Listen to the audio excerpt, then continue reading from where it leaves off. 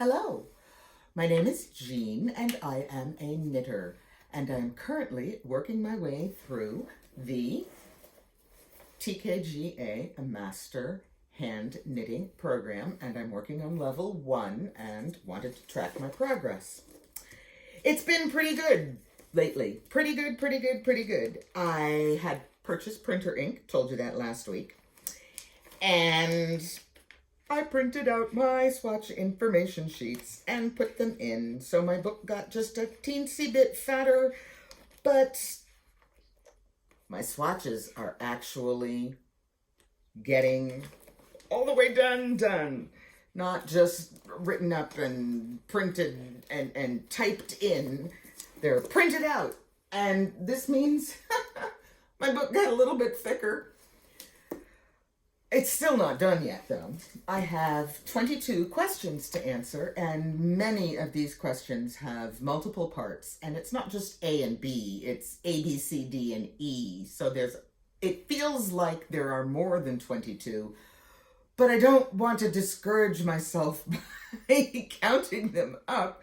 But I am making really good progress. And I'm through question 6, working on question 7. One of the things that surprised me was that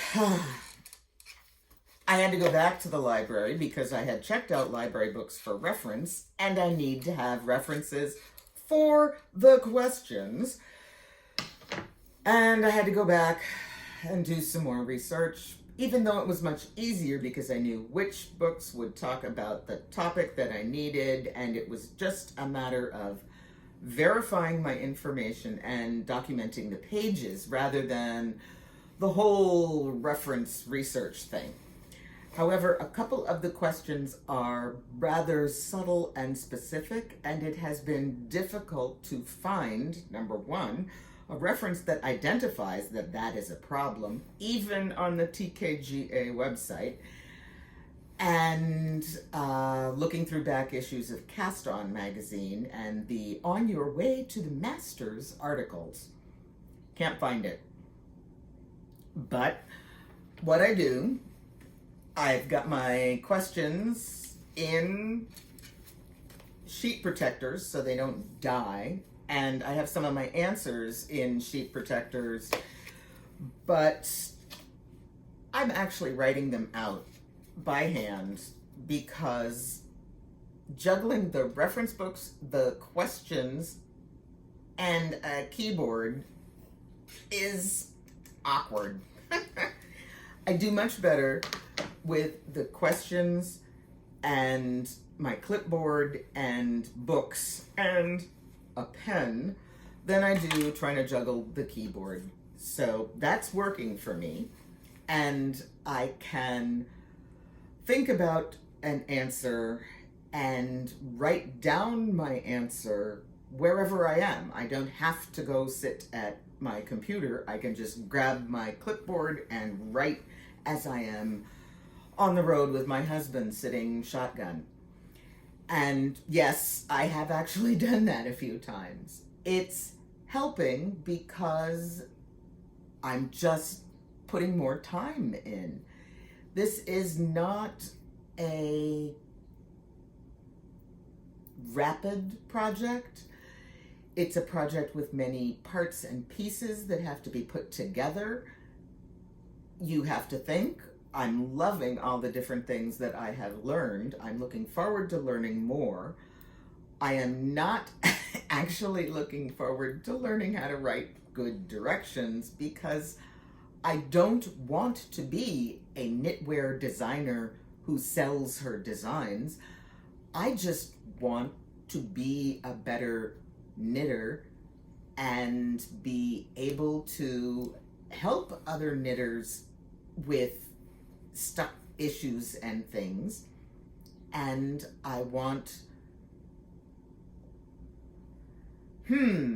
that's a weird one. I do want to be better at writing patterns, but it's for me, so I want to be better at making decisions about what I will do and why I will do it, rather than simply jumping in and working the default system.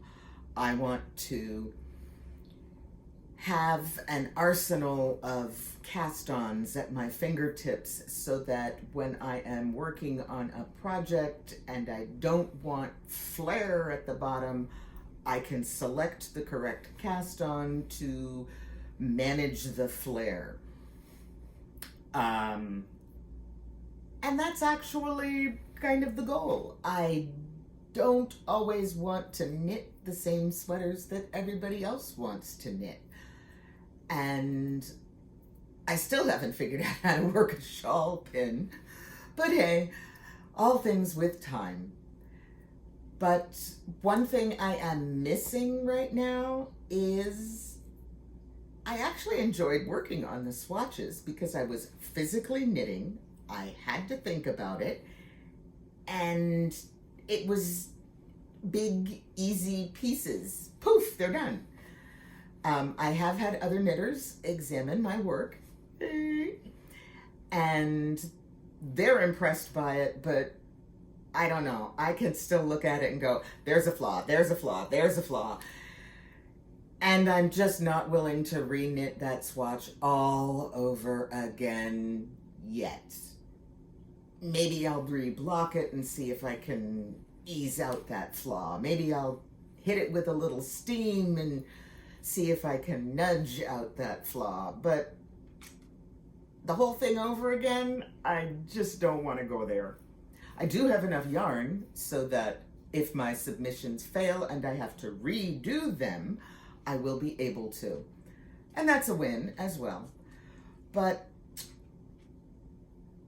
there's just, I think I've got the thumb join down, but I had one twisted stitch when I did my last thumb join, and I don't want that. So I'll have to figure out what on earth it was that I did. I have also realized that leaving stitches on a piece of waste yarn doesn't always work for me because my stitches then are pulled down smaller and yarn is left at the corners of the stitches that I picked up, which then becomes this great whopping loopy thing. And when you pick up the stitches off the waste yarn, you're pulling on things and you don't always get the tension back. So I have to figure out a stitch holder that I like that will keep my stitches large enough. And I'm thinking that I have Knitter's Pride cable needles that have those notches in them. And say hello. Boop. Those won't, I could put point protectors on them and they won't have the stitches slide off the ends, but they will keep the stitches the size that I want them. So I think I just solved that problem by talking it out loud. That would be a win. Thank you very much. I want you to have a wonderful day and keep knitting. I gotta go play with the puppy. Bye-bye.